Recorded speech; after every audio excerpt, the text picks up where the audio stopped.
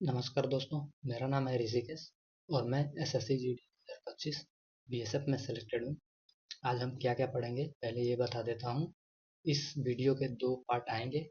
पहले में हम थ्योरी प्लस कुछ क्वेश्चन देखेंगे तथा दूसरे वीडियो में हम लोग 50 प्लस क्वेश्चंस यूआईक्यू के प्रैक्टिस करेंगे। इस थ्योरी को आपको सिर्फ सरसरी नज़र से देखना है तथा चित्र को, फिगर को ध्यान से देखना है, क्योंकि फिगर से क्वेश्चन बनते हैं। तो ये मेरा पहला वीडियो है दोस्तों, तो कुछ त्रुटि होती है तो माफ़ कर देना और कमेंट कर देना कि भैया ये त्रुटि हुई है, मैं उसे आगे ठीक कर लूँगा। तो चलिए शुरू करते हैं आज का टॉपिक। आज का टॉपिक है स्थापत्य कला, temple style in ancient India. तो मंदिर निर्माण की शुरुआत मौर्य काल से होती है तथा गुप्ता काल में ये अपने चरम पे होती है। अब मंदिर निर्माण की शैलियाँ, भारत में 3 प्रमुख मंदिर निर्माण की शैलियाँ हैं। पहला है नागर शैली, दूसरा है द्रविड़ शैली, तीसरा है वेसर शैली। इसके अतिरिक्त भारत में कुछ और मंदिर शैलियाँ हैं, जो है नायक शैली, विजयनगर शैली, होयसल शैली और पाल शैली। अब हम एक एक करके डेप्थ में इन तीनों शैलियों को पढ़ेंगे। तो पहला शैली है अपना नागर शैली। नागर शैली उत्तर भारत में हिमालय पर्वत से लेकर के विंध्य श्रेणी पर्वत तक विस्तृत है और जो है नागर शैली के शिखर द्रविड़ शैली की तुलना में ज़्यादा ऊंचे नहीं होते हैं। तो चलिए हम नागर शैली के मंदिर की प्रमुख विशेषताएं देख लेते हैं। तो यहाँ पे है नागर शैली का मंदिर, इसको मैं जूम करके दिखा देता हूँ आपको। ये जो गोल डिस्क है, ये जो गोल डिस्क है अपना, इसको हम लोग आमलक बोलते हैं। यहाँ आमलका लिख दिया है, जबकि डिस्क को हम लोग आमलक बोलते हैं। ये जो शिखर है वो ठीक है, यहाँ शिखर का शिखर लिख दिया है, ये गलत लिख दिया है, जबकि यहाँ शिखर होना चाहिए था। ये मेन जो घर होता है वो गर्भगृह होता है, और ये जो है पहला वाला मंडप, इसको मंडप बोलते हैं, और ये छोटे वाले को अर्ध मंडप बोलते हैं। और इन दोनों के बीच में जो गैप होता है उसको हम अंतराल बोलते हैं। जो ये अंतराल लिखा है ये अंतराल होता है, ठीक है। और ये जो बाहर का जो पथ है, ये इसको हम क्या बोलते हैं, इसको हम प्रदक्षिणा पथ बोलते हैं। तथा इसके ऊपर वाला जो है ये वाला, सॉरी इसको मैं दिखाता हूँ, इसको हम लोग प्रदक्षिणा पथ ही बोलते हैं, ठीक है। तो आगे चलते हैं। आगे है एक, ये जो पंचायतन शैली है, ये नागर शैली और द्रविड़ शैली दोनों की विशेषता है। पंचायतन शैली में क्या होता है, पंचायतन शैली में 4 कोनों पे 4 मंदिर होते हैं, जबकि बीच में मेन मंदिर होता है। जबकि दोनों में अंतर क्या है, पंचायतन शैली के, नागर शैली के पंचायतन शैली में और द्रविड़ शैली के पंचायतन शैली में, दोनों में मुख्य डिफरेंस क्या होता है। जो नागर शैली की पंचायतन शैली है, इसके 5 मंदिरों में शिखर पाया जाता है, जबकि द्रविड़ शैली में है उसमें सिर्फ जो मेन मंदिर होता है बीच का, सिर्फ उसमें सिर्फ शिखर होता है, बाकियों में नहीं होता है। अब ये जो है नागर शैली की एक विशेषता है, नागर शैली में गोपुरम, जलाशय और 4 दीवारी नहीं पाई जाती है, ठीक है। अब ये नागर शैली से क्वेश्चन कैसे बनता है इसको देख लेते हैं। क्वेश्चन क्या कह रहा है, मंदिर निर्माण की नागर शैली में कौन सी संरचना नहीं पाई जाती है। पहला है गोपुरम, दूसरा जलाशय, तीसरा 4 दीवारी, सभी। तो इसका सही उत्तर क्या हो जाएगा, अभी हम लोगों ने पढ़ा है, इसका सही उत्तर बोलेंगे, सभी हो जाएगा इसका उत्तर। अगला क्वेश्चन क्या है, मंदिर निर्माण की किस शैली में गर्भगृह के द्वार पर नदी देवी, गंगा, यमुना की मूर्तियाँ पाई जाती हैं। तो ये इसका उत्तर तो आप लोगों को बताया नहीं है, फिर भी ये जो है अपने नागर शैली में पाई जाती है। तो इसका सही उत्तर क्या हो जाएगा, अपना नागर शैली। आगे देखते हैं। अब नागर शैली में बने भारतीय मंदिर, नागर शैली में जो भारतीय मंदिर बने हैं अपने उत्तर भारत में, उनके कुछ एग्जाम्पल दिया हूँ। जैसे भीतरगांव मंदिर है, कानपुर में है अपने। दशावतार मंदिर ललितपुर उत्तर प्रदेश में है। कंदरिया महादेव मंदिर खजुराहो में एमपी में है। लिंगराज मंदिर भुवनेश्वर उड़ीसा में है। जगन्नाथ मंदिर पुरी उड़ीसा में है।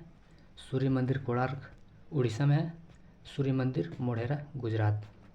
ये जो सूर्य मंदिर गुजरात का है, इसकी एक अलग ही विशेष पहचान है। ये कई बार एग्जाम में आ चुका है कि नागर शैली की एकमात्र मंदिर जहाँ जलाशय पाया गया है। तो ये क्या है अपना, इसका उत्तर है सूर्य मंदिर मोढेरा गुजरात का।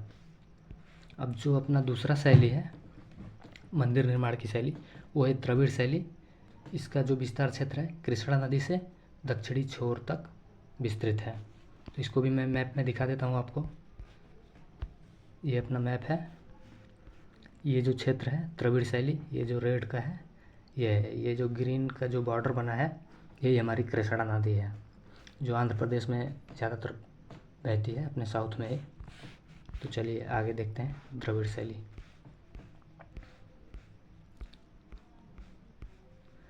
द्रविड़ शैली के क्षेत्र हो गया। संरचना है विमान। इसमें विमान जो होता है वो बहुमंजिला होता है। अब ये विमान क्या है, जो नागर शैली में हमने शिखर पढ़ा था, जो इस प्रकार था, ये जो कर्व वाला भाग होता है ये शिखर होता है नागर शैली में। और इसमें क्या होता है द्रविड़ शैली में, आपको चित्र के माध्यम से दिखाता हूँ। द्रविड़ शैली में उसी को हम लोग विमान कहते हैं। आपको जूम करके मैं दिखाता हूँ।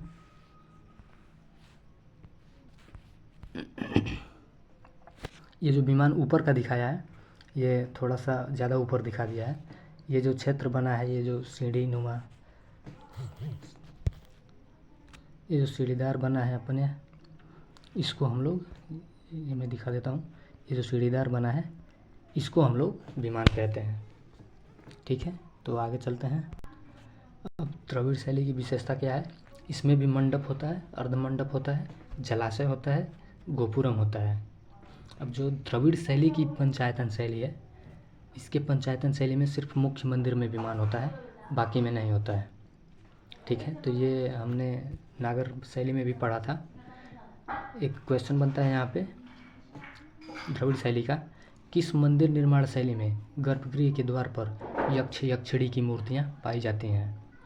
तो इसका सही उत्तर क्या हो जाएगा, अभी हमने पढ़ा है ऊपर, इसको आप लोग कमेंट में बताएंगे। अब द्रविड़ शैली में बने भारतीय मंदिर, कुछ भारतीय मंदिर हैं जिसके मैंने एग्जाम्पल लिए हैं। पहला है बृहदेश्वर मंदिर तंजावुर, जो तमिलनाडु में है। दूसरा है शिव मंदिर गंगेकोंड चोलपुरम, ये भी तमिलनाडु में है। और तीसरा जो है महाबलीपुरम रथ मंदिर, महाबलीपुरम तमिलनाडु में ही है।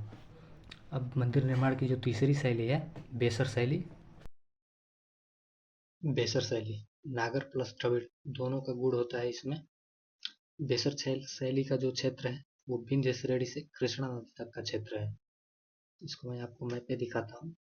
ये जो जूम कर देता हूँ, ये है अपनी ग्रीन वाली बेसर शैली।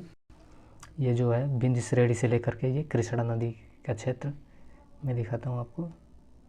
ये विंध्य श्रेणी इसको कहते हैं और यहाँ पे कृष्णा नदी है। इन दोनों के बीच के क्षेत्र को बेसर शैली के नाम से जानते हैं। बेसर शैली की मुख्य विशेषता यह है कि इसमें खुला प्रदक्षिणा पथ होता है और मंडप ज़्यादा सुसज्जित होते हैं। बेसर शैली में बने भारतीय मंदिर के कुछ उदाहरण हैं, जो ये दोनों उदाहरण हैं जो मोस्ट इम्पोर्टेंट है, वेरी इंपॉर्टेंट है। इनके कम से कम राज्य तो याद कर ही लेना, कई बार एग्जाम में आया है ये। पहला है गेद्दा बेसप्पा, ये दंबल कर्नाटक में है। और जो दूसरा मंदिर है ये तो बहुत ही इम्पोर्टेंट है, बादामी के मंदिर कर्नाटक में। कुछ अन्य शैलियों में बने बहुचर्चित भारतीय मंदिर भी हैं, इनको भी हम जान लेते हैं। और ये जो हैं 2-3 ही गिने चुने हैं और इन्हीं को बार बार, जो मतलब एक विशेष ही संरचना है और एग्ज़ाम में ये लोग बार बार आते हैं। तो इन मंदिरों को भी देख लेते हैं हम। पहला है मीनाक्षी मंदिर मदुरै तमिलनाडु में, ये नायक शैली में बना है। इसका सीधा क्वेश्चन पूछ लेता है कि तमिलनाडु का मीनाक्षी मंदिर किस भारतीय मंदिर निर्माण शैली में बना है? तो कौन सा हो जाएगा, नायक शैली। ये एक अलग ही शैली है, कभी अलग वीडियो बना के इस पर चर्चा करेंगे। दूसरा है बादामी के मंदिर। ये बादामी के मंदिर जो हैं ये बेसर शैली में आता है और इसकी एक अलग शैली है विजयनगर शैली। जो ये बादामी के मंदिर है ये कर्नाटक में है, ऊपर भी आप लोग जान चुके हैं। तीसरा है लोटस महल हम्पी कर्नाटक में, ये भी विजयनगर शैली में बना है। तो चलिए हम लोग वीडियो के समापन पे आ गए हैं। तो मैंने एक सोचा है कि हर वीडियो के लास्ट में एक ज्ञान का कोना नाम से मैंने एक अलग ही जानकारी आपको ऐड करने की कोई प्रयास किया है। आप लोग बताएंगे कमेंट में कि ये प्रयास कैसा है।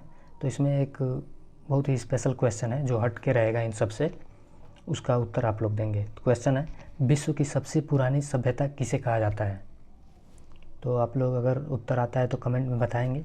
वैसे मैं इसका उत्तर बता देता हूँ। ये जो मेसोपोटामिया की सभ्यता है, ये विश्व की सबसे पुरानी सभ्यता मानी गई है। तो चलिए दोस्तों, इस वीडियो में यही इन्फॉर्मेशन थी। कैसा लगा आज का क्लास कमेंट कीजिएगा। तो मिलते हैं नेक्स्ट वीडियो में। तब तक के लिए बहुत बहुत आभार। नमस्कार। जय श्री राम।